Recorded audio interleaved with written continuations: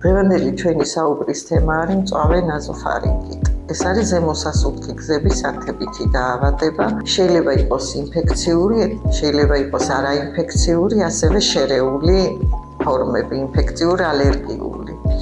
გამოწვევი მიზეზი ძირითადად არის ინფექციური ვირუსები, ეს არის რინოვირუსი, ადენოვირუსი, კორონავირუსი, გრიპის ვირუსი. იშვიათ შემთხვევაში იყოს ბაქტერიული ან სოკოვანი გამოწვევი.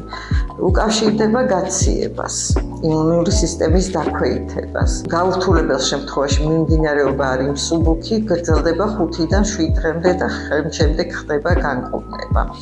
კლინიკური სიმპტომები არის თავის ტკივილი, სისუსტე, შეიძლება ყურების ტკივილი, ცხვირში გაჭედვა, ცემინება, ყელის ტკივილი, ხველა. მკურნალობა გაურთულებელ შემთხვევაში არის ძირითადად სიმპტომური, ეს არის დიდი რაოდენობით სითხეების მიღება, ლორწოვანი გარსების სისხლძარღვების შემავიწროებელი საშუალებები, ეს არის ნაზალური სპრეი ან წვეთები, ასევე საწუწნი ტაბლეტები. შერეულ შემთხვევაში ამას ემატება ანტიჰისტამინური საშუალებები.